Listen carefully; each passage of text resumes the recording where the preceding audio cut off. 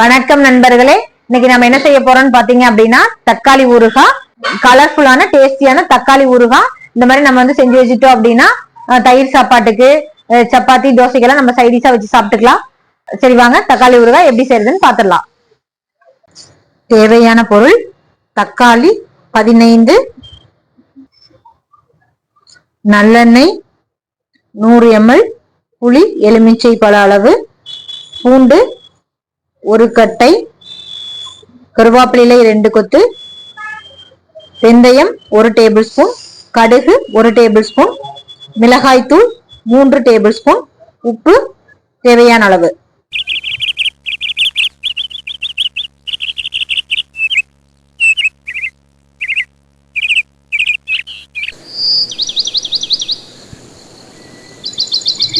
இந்த மாதிரி இட்லி பாத்திரத்தை வந்து அடுப்புல வச்சுட்டு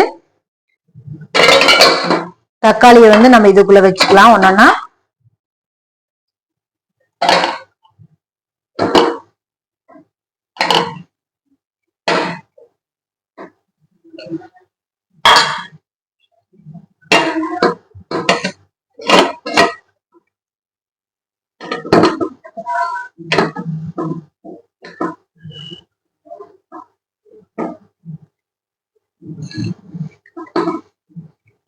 தக்காளி நல்லா பழுத்த தக்காளியா கழுவி எடுத்துக்கோங்க.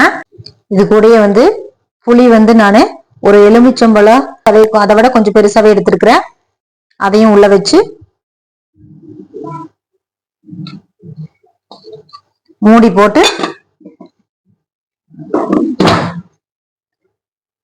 10 நிமிஷம் அளவுக்கு இது நல்லா வேகட்டும். இப்போ 10 நிமிஷம் ஆயிருச்சு.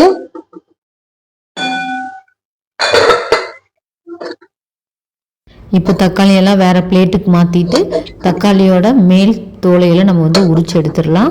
மேல் தோல் வெந்தங்காட்டி தனியாக கலந்து வர மாதிரியே இருக்கும். நம்ம வந்து உரிச்சு எடுத்துடலாம்.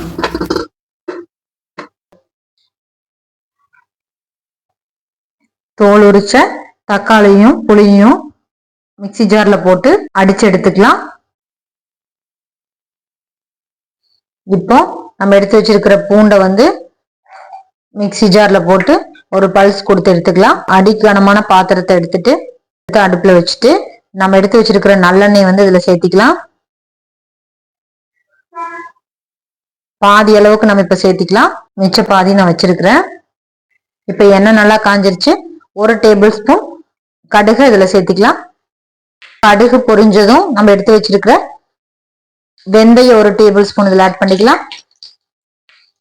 கூடவே கருவேப்பிலை இலைகளையும் ஆட் பண்ணிடலாம். நம்ம அரைச்சு வச்சிருக்கிற பூண்டை வந்து இதுல ஆட் பண்ணிடலாம். இப்ப வந்து பூண்டு எண்ணெயில போட்டு நல்லா வதக்கி விட்டாச்சு. அடுத்ததா வந்து நம்ம அரைச்சு வச்சிருக்கிற தொக்கை வந்து இதுல சேர்த்திடலாம். இதை வந்து நல்லா வதக்கி விட்டுக்கலாம்.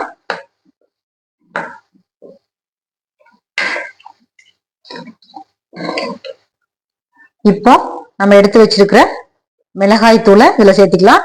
3 டேபிள் ஸ்பூன் மிளகாய் தூள், உப்பு தேவையான அளவு.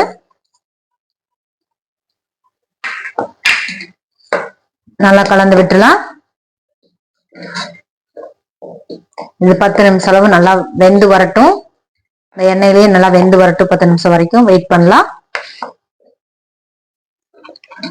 இப்ப வந்து நல்லா சுண்டி வந்துருச்சு. 10 நிமிஷம் அளவுக்கு நம்ம வந்து அப்படியே கைவிடாம கலரி விட்டாச்சு. நல்லா சுண்டி வெந்து வந்துருச்சு. இந்த சமயத்துல நம்ம வந்து எடுத்து வச்சிருக்கிற எண்ணெயை வந்து மீண்டும் ஊத்தி விட்டு மீண்டும் ஒரு 10 நிமிஷம் இந்த எண்ணெயெல்லாம் சுண்டுற வரைக்கும் வெயிட் பாருங்க. எண்ணெய் நல்லா பிரிஞ்சு வந்துச்சு. இந்த சமயத்தில் நம்ம அடுப்பு ஆஃப் பண்ணிடலாம். நம்மளுக்கு வந்து சூப்பரான தக்காளி ஊறுகாய் ரெடி ஆயிடுச்சு. இந்த தக்காளி ஊறுகாய் வெறும் சாப்பாட்டுக்கே, சாப்பாடு சூடாக இருக்கும்போது நீங்கள் போட்டு பிணைஞ்சு சாப்பிட்டீங்க அப்படின்னா டேஸ்ட் அட்டகாசமாக இருக்கும். ஏடிபி ஊறுகாயை தள்ளி நிற்கணுங்க அந்த டேஸ்ட்டுக்கு. இப்போ இந்த தக்காளி தொக்கு வந்து சூடு ஆறிடுச்சு. நம்ம ஒரு டப்பாவில் போட்டு அதை வந்து ஸ்டோர் பண்ணி வச்சுக்கலாம்.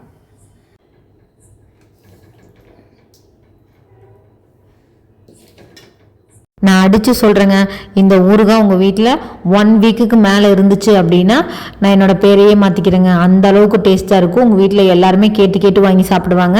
அப்படி ஒரு செம்ம டேஸ்டியான தக்காளி ஊறுகாய் தான் நம்ம இன்றைக்கி செஞ்சுருக்குறோம்.